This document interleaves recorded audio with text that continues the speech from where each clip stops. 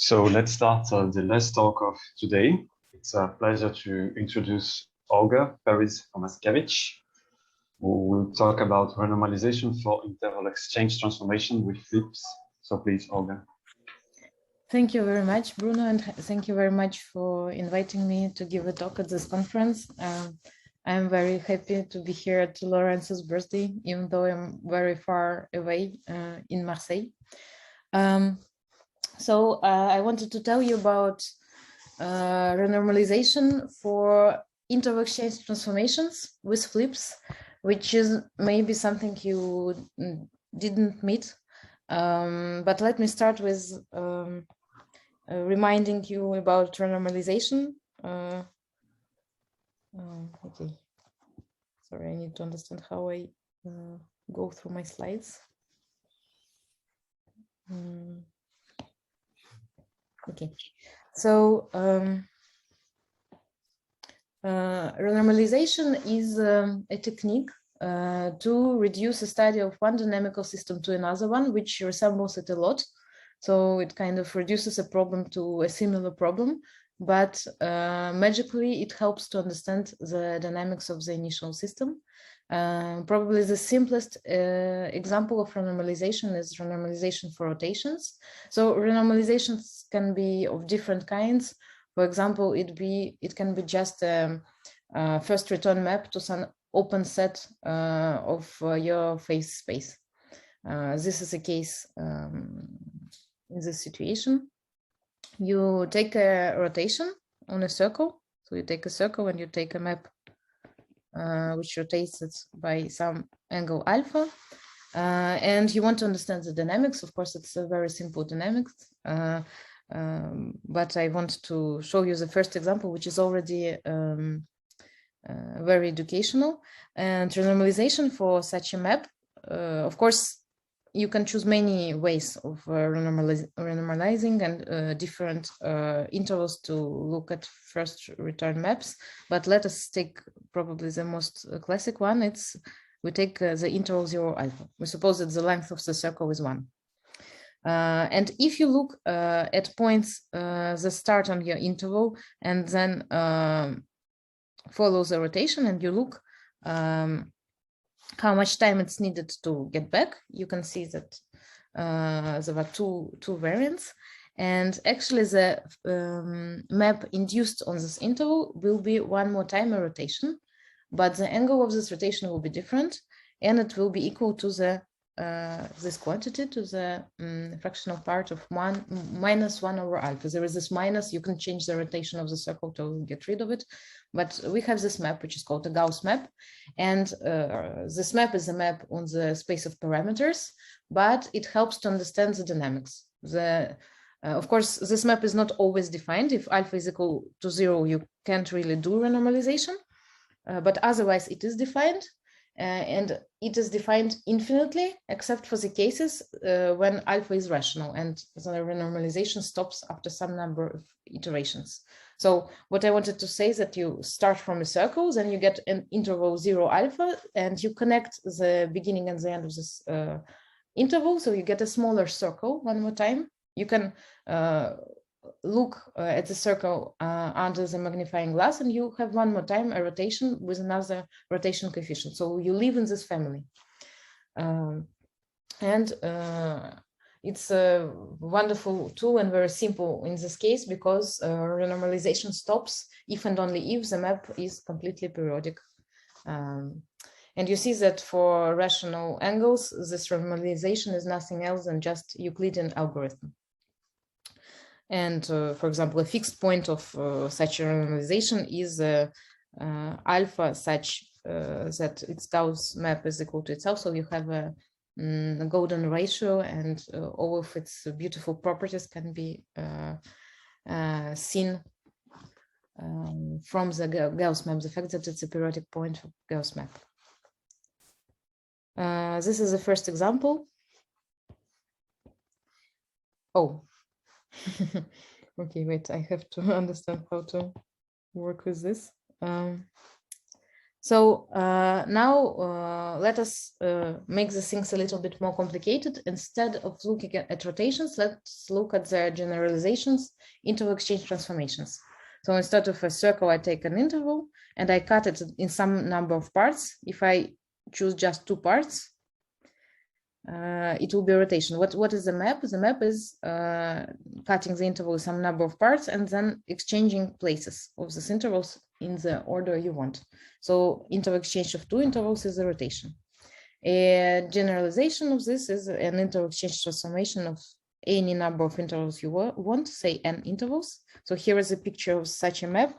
There is this representation of the map where you see a pre-image and image and the graph of the map. So this is a class of maps.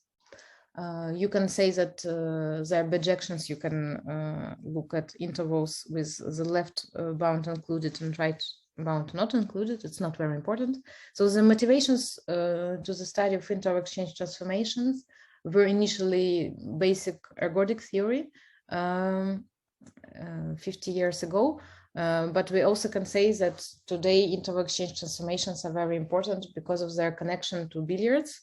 If you have a billiard, say in a rational angle polygonal table, this billiard can be seen as can be studied via the study of the geodesic flow on the translation surface, which is constructed by kind of reflecting the billiard with respect to its sides. And if you take some interval inside your table, the first return map on this interval will be an interval exchange transformation. Interval exchange transformations are first return maps for billiard flows in this context. So they are important to understand the dynamics of higher dimensional systems. And one of the tools to study, probably the most important tool, the first tool to study interval exchange transformations is renormalization in this case, which has a name of the Rosé induction.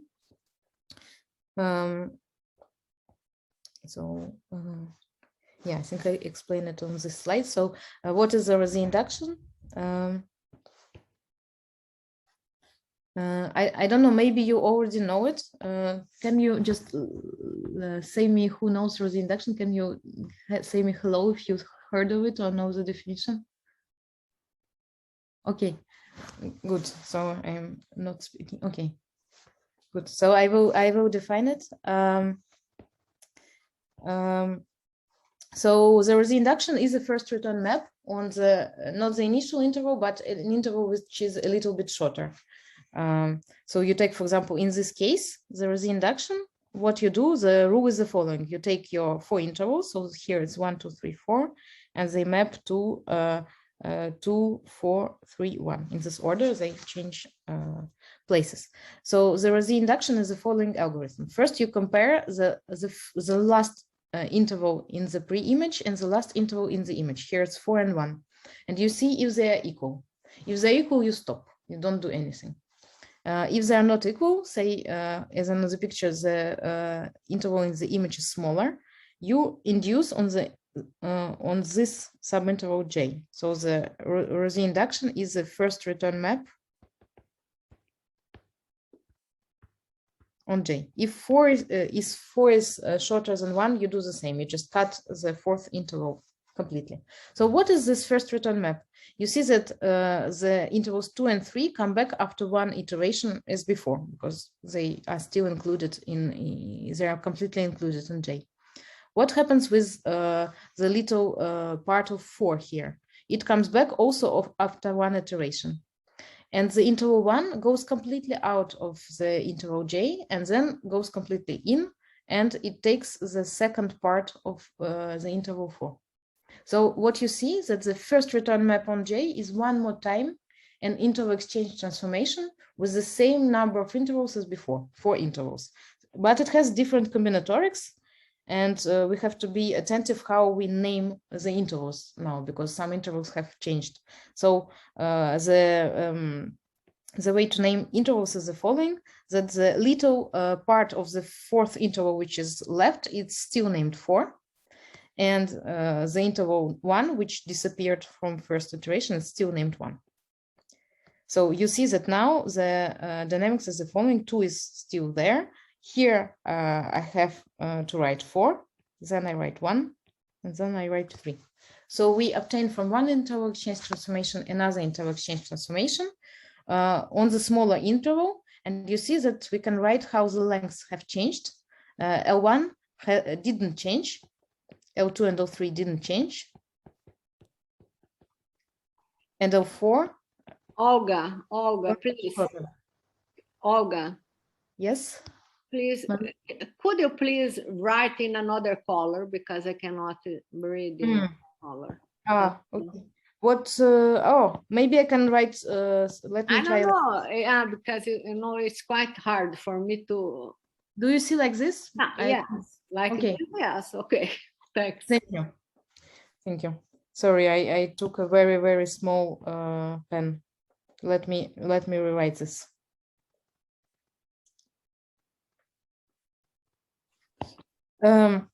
So what I was saying is that if you look at these intervals and you take a first return map,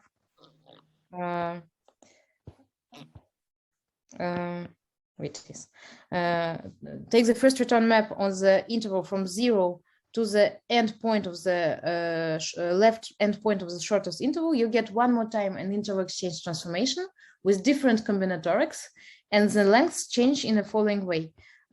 All the lengths stay the same, except for the length of the previously biggest interval, which gets cut by the shortest interval. So there is a winner and a loser, and the winner pays for its winning by getting the reduced length. So this is a way to renormalize interval exchange transformations. You see that the length of the global length of the interval gets smaller, but you can, of course, get back to the 0-1 interval. And you, like this, you can walk around the space of interval exchange transformations. You can imagine a graph where from every combinatorics, for example, from this combinatorics that we have here, 2, 4, 3, 1, you have two edges which go out. The first case when the length of the fourth interval is bigger than the length of the first one, and here we get what we got in this example. And we have another case when L1 is bigger than L4, and then you will have the following combinatorics. The first row will change. Okay, and this tool, okay, this seems just a definition, but it's a wonderful definition because you see a first return map.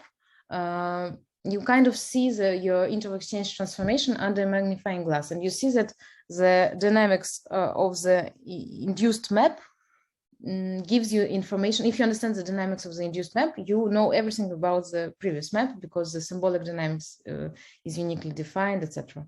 So you also can prove that ergodic properties of your interval exchange transformations are related to the properties of the renormalization.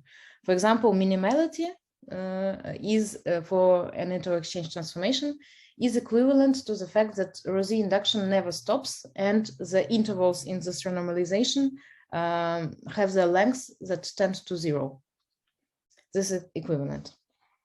So this is an example for interval exchange transformations. It has been defined in the 80s and widely used since then.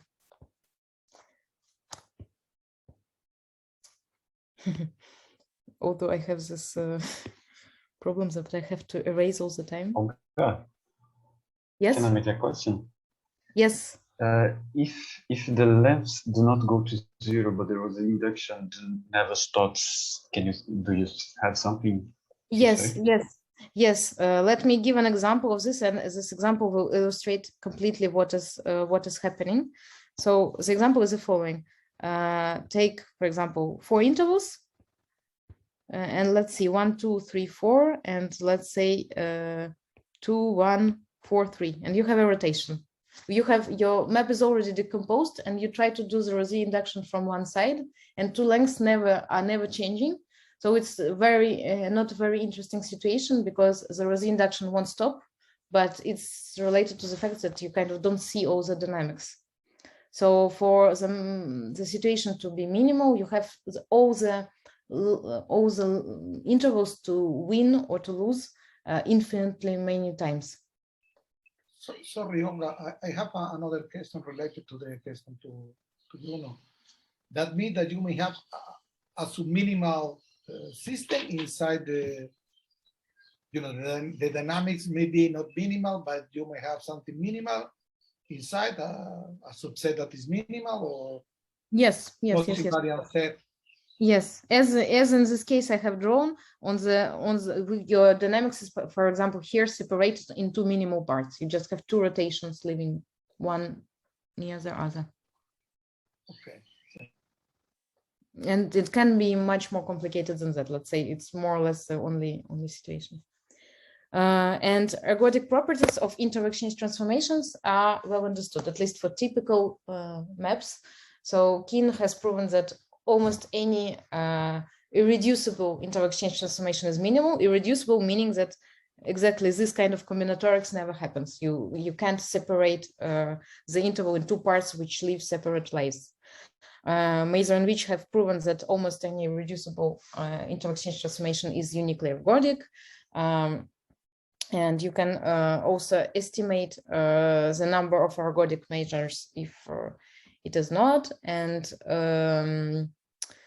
Katok has proven that they're never mixing, and Avila and Forney, by also using Rosy induction and more fine properties of cocycles over Rosy induction, have proven that if it's not a rotation, then the inter-exchange transformation is weakly mixing, even though it's not mixing. So all of it is to say that we understand the properties of typical inter-exchange transformations. Almost any is with respect to the parameters that you have, the combinatorics and the length of the interval. Yes, so when in all the theorems, what you do, you fix the combinatorics, and then you look at the space of parameters, which are the lengths of your intervals. And every time when I say almost any, I say almost any in the Lebesgue measure on the space of parameters, on the space of lengths.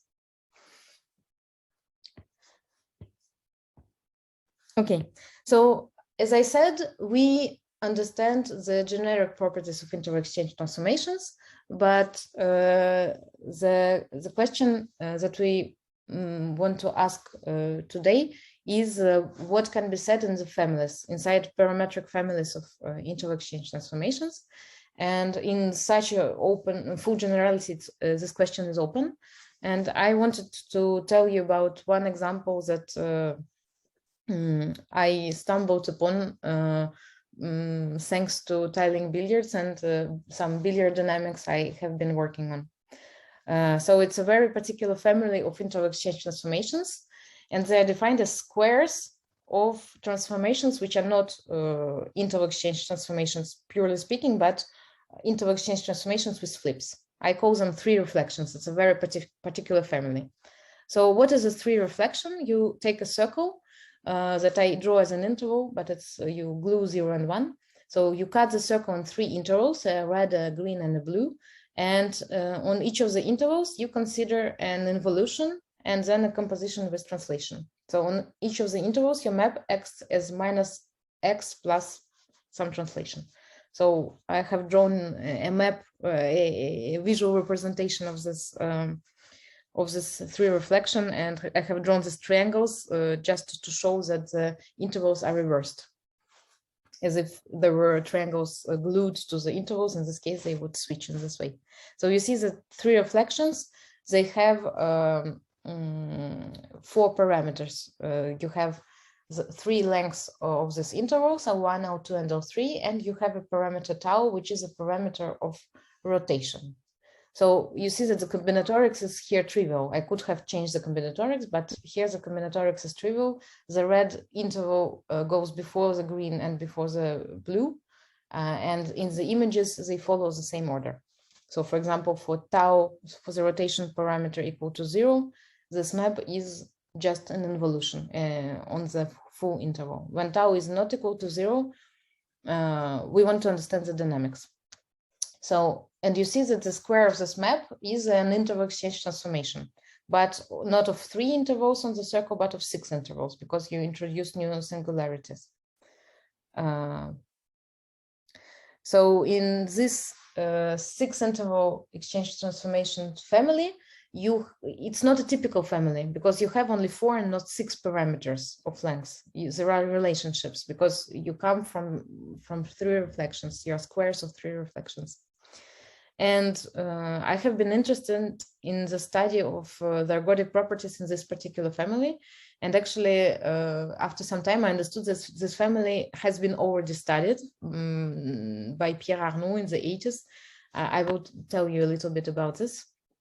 But let me just say what are the generic properties of interval exchange transformations with flips in general. Not this particular family where all the intervals are flipped, but interval exchange transformations with flips. What I mean by that, you take an interval exchange transformation and you say that at least one of the interval makes a flip, has an involution before you proceed to interval exchange. So if you admit at least one flip, maybe 2, maybe 3, maybe all intervals flip, then almost always you want to be minimal. Almost always, as usual, with respect to the length of your intervals, once the combinatorics is fixed. So once you introduce the change of orientation, the dynamics is very different, typically. This is a little bit more technical remarks.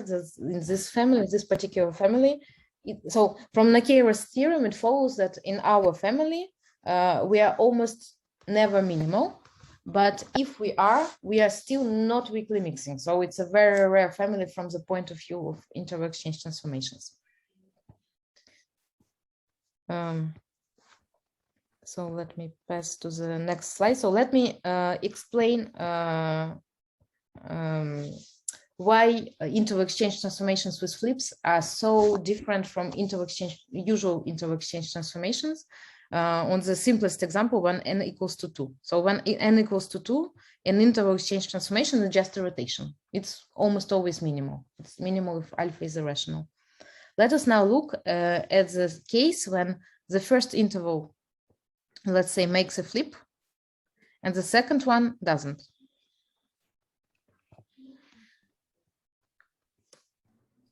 What I pretend is that such a map, F, is completely periodic for any length we take. So it's very, very different from standard rotations. So you see that, let me say proof. So you see that when the length of the first interval is bigger than 1/2, the proof is very easy, because the first interval intersects its image. And in the middle here, you have an interval of points, you have an involution. And the other part of the set of the interval, this part, for example, it will follow 4 iterations of the map before coming back to itself. Because you kind of need to correct the change of orientation. So this map, when L1 is bigger than 1/2, F is 4 periodic. When L1 is smaller than 1/2, you have to work a little bit more to see that it's completely periodic. Let me explain how to do it with the renormalization technique. So I have explained you the induction for standard interval exchange transformations. And Nogueira noticed that it can be done in the same way for interval exchange transformations with flips. Indeed, we can still induce on this interval. But what will change? So here you see 1, 2 to 1, and let me write a bar when I say that the interval is making a flip. So if is on the picture, the length of the interval 2 is bigger than the length of the interval 1, when you induce, you will get back to the same combinatorics. But if the length of the interval 1 is bigger than the length of interval 2,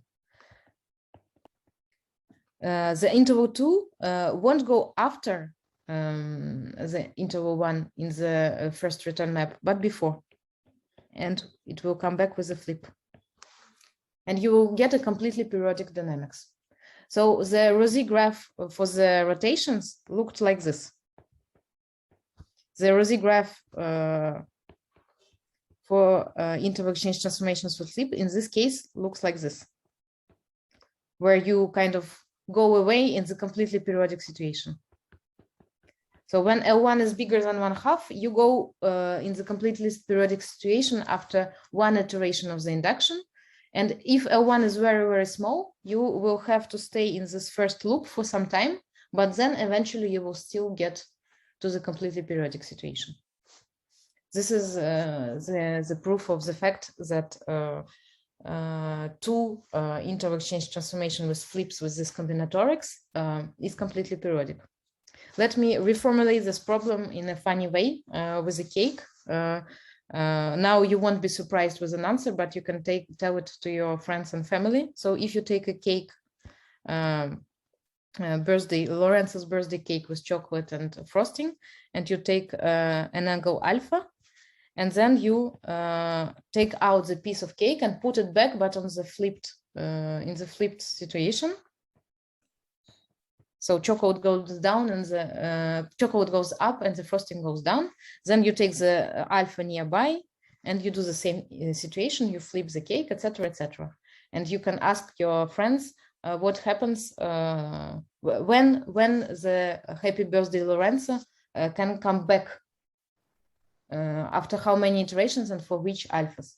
And the answer is now you understand that it always comes back. Happy birthday Lorenzo always comes back after some finite number of iterations, because we are dealing with a completely periodic system, because it's exactly this system, the system with two intervals where one of which flips.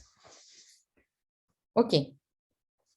So this is an idea behind the difference between interval exchange transformations with flips and without them. And the proof of Nogueira's theorem is very close to what I have told you here with two intervals, but you just have to show that this kind of situations happen with probability 1. Please ask me questions while I am erasing, because I don't know how to do it faster. So if you have some questions or comments, you can tell me. So, sorry. So this is with two interval. When there is more interval, it's not the example by Gutierrez that they had wandering intervals. Yes, you're right. So when the number of intervals is bigger than 2, the situation is much more complicated. But we still will have a small. So for n equal 2, all the maps are completely periodic. Starting from n equal 4, you can have minimal maps in your families. You really can. And yeah, you're right. Probably this one was one of the first examples given of possible minimality. But these situations are exceptional, and they happen with probability 0. And okay, so a generic one always will be minimal when there is more than 4. No, generic one will not be minimal. Okay. Not, but there are minimal cases, and that's why we are so interested in them, because they are rare and we want to understand them better. The generic one will have some periodic components, will have some minimal components, and you can kind of see what kind of different dynamical behaviors you can have on the interval. But a generic certainly has a periodic interval. It's certainly not minimal. It has a small interval which comes back on itself with doing an involution. Okay, and so the one that built by Gutierrez, that they have this wandering interval, they are very rare in a certain way. Yes, they have Lebesgue measure 0 with respect to the Lebesgue measure on the set of lengths with a fixed combinatorics. Yes. Yes, thank you. This is just Nogueira's theorem, and he has proven it in the 80s by studying the Rosy-Nogueira induction graph. Today, we can say that these are classical methods of proof. But indeed, you're right. The most interesting situation is when we are minimal, a very rare situation. And I wanted to tell you when minimality happens in this family, my favorite family. So the minimality in this particular family of three reflections with parameters L1, L2, L3, and tau happens only if and only if tau is equal to 1/2, first of all, and no other way. And second, your lengths have to live in some very special set, which is actually the rosy gasket. It's a zero measure subset of a triangle. And here is a picture illustrating the set. So everything is black in the rosy gasket. So it's kind of surprising because minimality here is restrained. Okay, it's measure zero set, but it's more, it's restrained to a hyperplane in the space of parameters. And minimality is not measure zero, but even Hausdorff dimension smaller than 2, because you can prove that the Hausdorff dimension of the rosy gasket is quite small. We don't know exactly. So you say it's an hyperplane. So they are inside an hyperplane. They are codimension 1. Yes, so you are inside a hyperplane, codimension 1, and even inside this codimension 1, you have a very small set of measure 0, and actually even of Hausdorff dimension smaller than 2. It's a very, very rare situation. So there are kind of two surprises. First, you have hyperplane of minimal maps. Minimal maps live in a hyperplane, and second surprise is even in this hyperplane, they're very rare. Sorry, Olga, what is tau in the statement? Yes, so tau is it's a very small. Let me show it here. Tau is this point. It's how much you rotate. So you flip all three intervals, and then you rotate by some parameter. So tau is this parameter of rotation. It's in the definition of the three reflection. A three reflection, you cut the circle in 3 parts, you flip all the 3 parts, and then you have to move them by some number, and this number is tau. So when tau is equal to 1/2, you see that your map is a composition of 2 involutions. The first involution is to flip everybody, and the second involution is to turn a circle by 180 degrees. So it's a very special case. Okay. Let me continue. So yes, here I wanted to define the rosy gasket. Let me do it quickly. You see that this set is an invariant set of some continued fraction algorithm, which is not Euclidean algorithm, but some version of it. If one of the lengths is bigger than 1/2, you stop, your algorithm is not working, you get rid of some part of the set of parameters, initial simplex of parameters. And if they're all smaller than 1/2, you take the minimal of them and you subtract it to the 2 larger ones. And then the points which survive this process, so at the second stage, you will one more time verify if all the lengths will be bigger than 1/2. Okay, of course, you renormalize and you continue. The points that survive this algorithm live in the rosy gasket.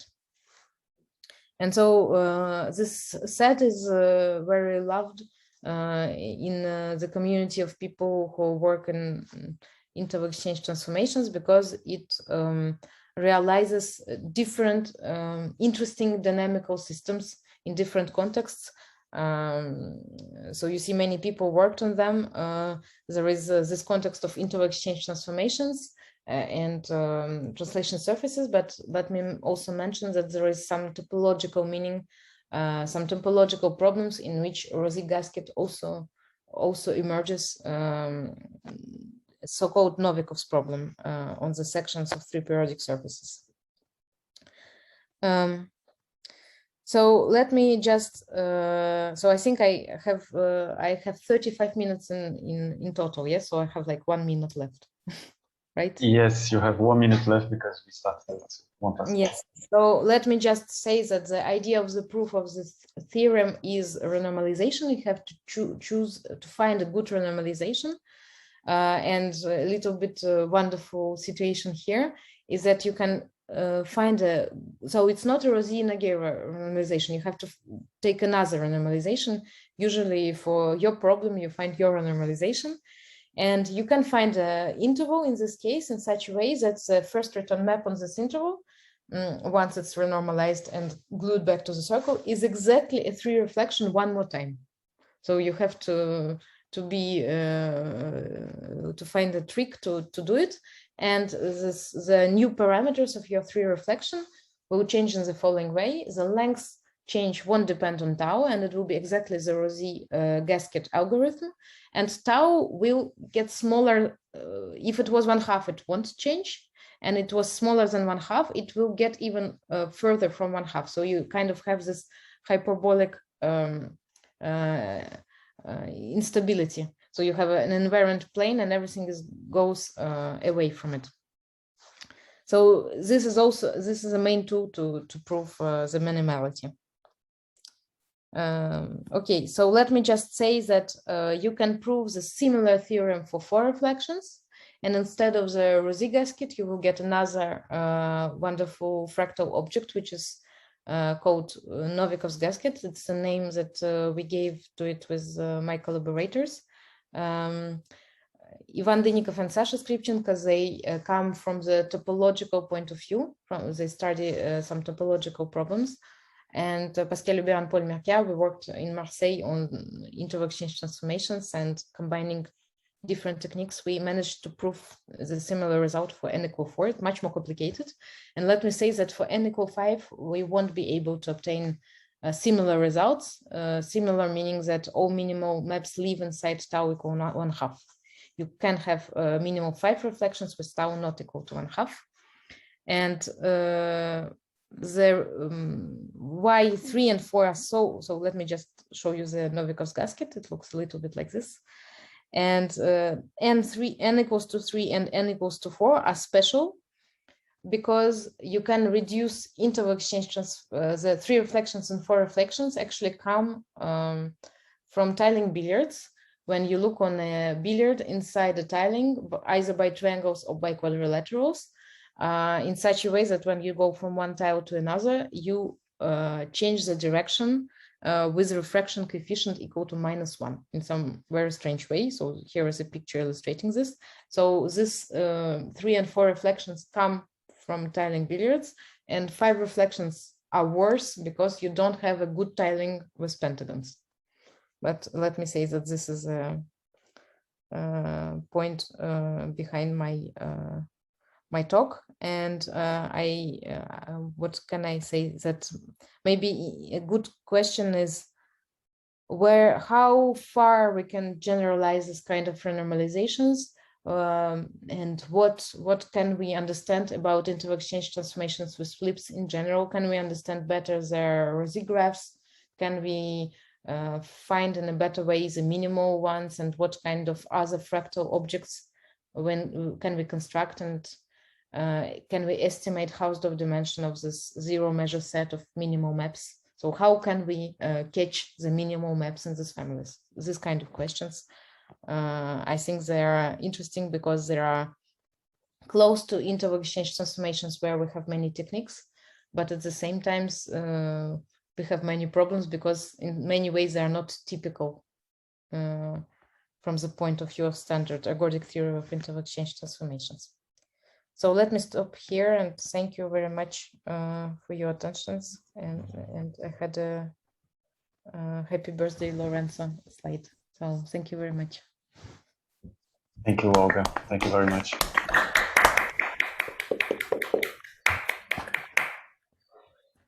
So questions and comments for Olga? Sorry, when you say for n = 5, so you have the situation for tau different than 1/2, but it's just you found some values, or it's very common in the value of tau that also you have in the Yes. So for n = 5, the problem is that I don't have all the set of renormalizations to study the system. So what we did, we drew a Rosi-Nogueira graphs, and these graphs have some cycles. and the cycles correspond to give some minimal examples, the simplest minimal examples. And we have found that in the case of n equals 3 and n equals 4, you kind of have one big cycle and everything turns around. Starting from n equals 5, you have the situation that you have one big cycle, then an edge, and then another small cycle. And it gives you examples indeed of different taus. There are minimal maps with tau equal to 1/2, but there are other maps with different taus. So we have some examples. I don't see any structure in the values of tau for which the situation is minimal. Tau can't be too small with respect to L to the length. But yeah, I don't understand very well the structure of the set.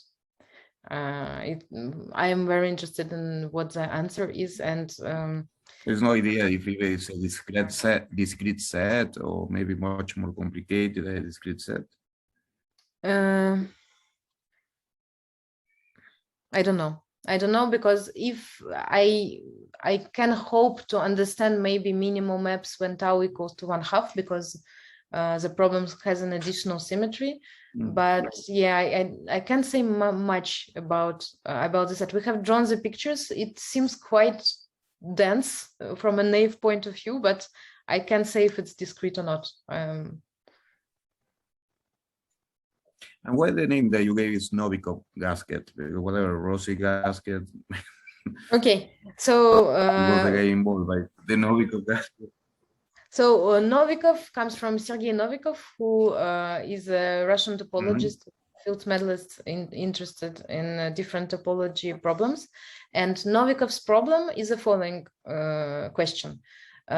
Take a surface in a 3 torus, a subsurface inside a 3 torus. The surface, if you take its covering in R3, gives you a 3 periodic surface. You cut such a 3 periodic surface by a plane. In the intersection, you will get curves. These curves can be either closed curves, either some open curves going to infinity. The question is how often these curves go to infinity in a non-linear way, don't resemble lines.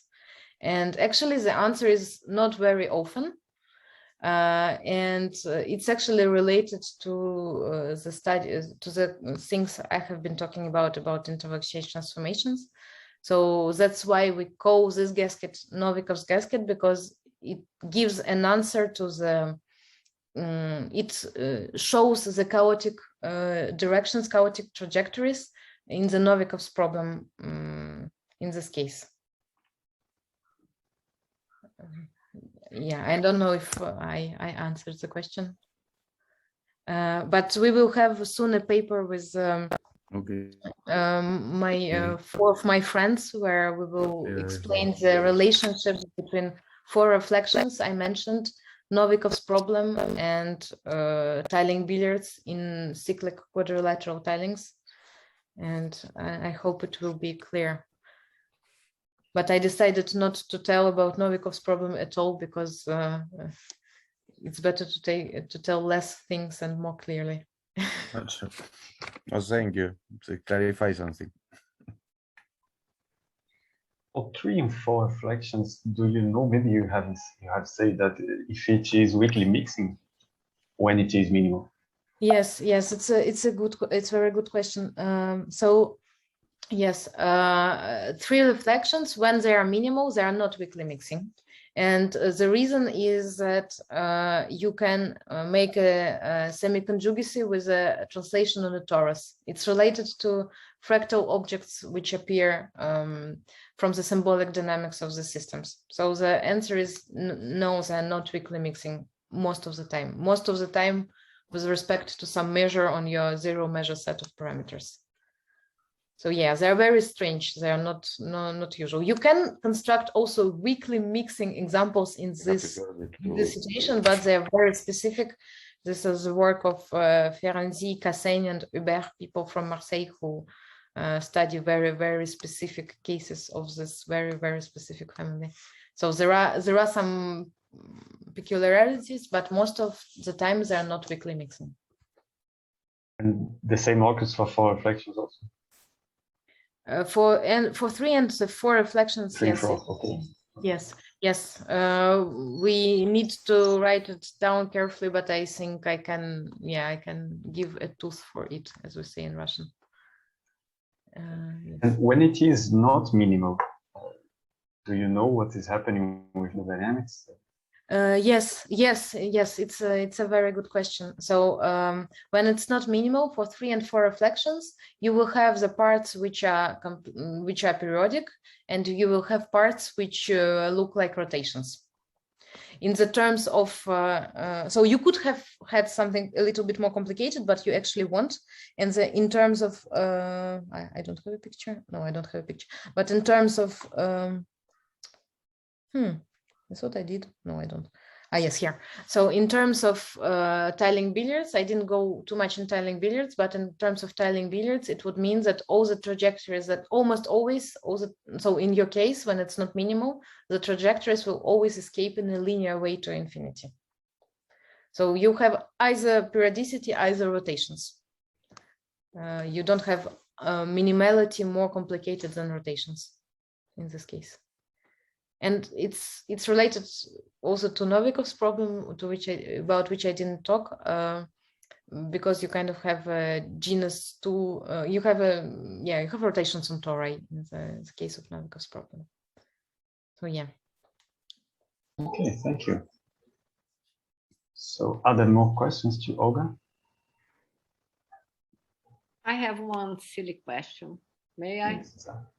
Olga, this is it possible to relate this notion of gasket, Rosy number, with or system with a kind of infinitely renormalizable?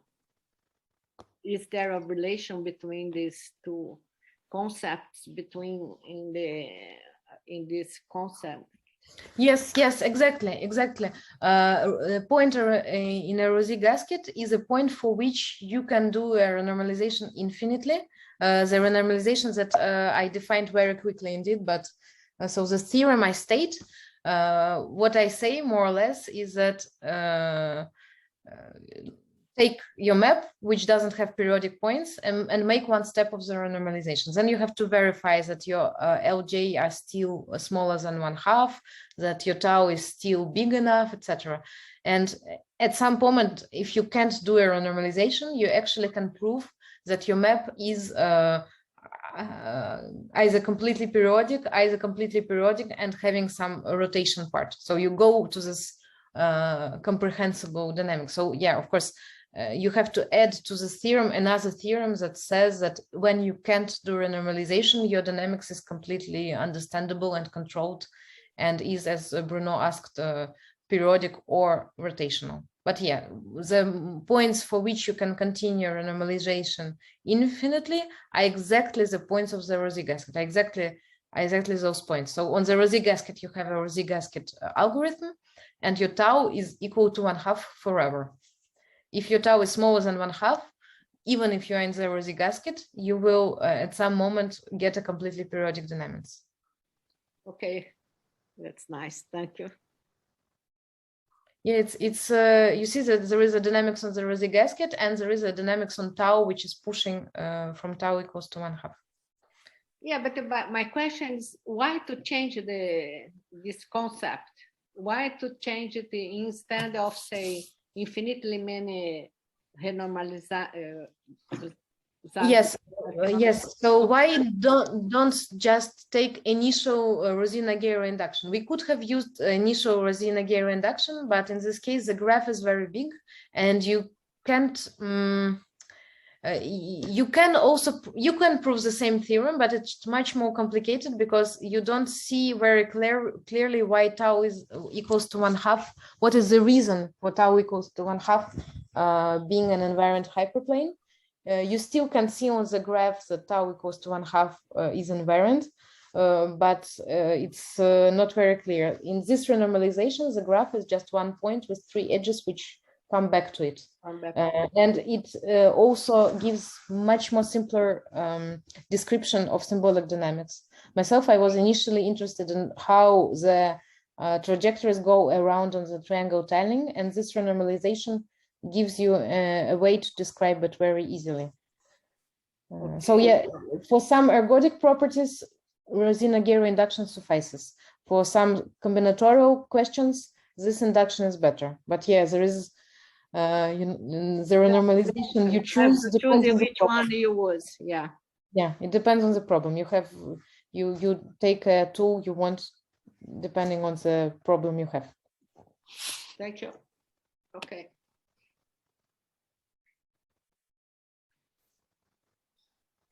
Maybe another way to answer this question is that for n equals 4, the Rosina-Garo graphs are so big that we couldn't really even guess the way that the minimal set inside the hyperplane looks. And with this renormalization, we could describe it and we could prove, for example, that its Lebesgue measure is 0 and its Hausdorff dimension is smaller than 3 inside the hyperplane. Okay. Thanks.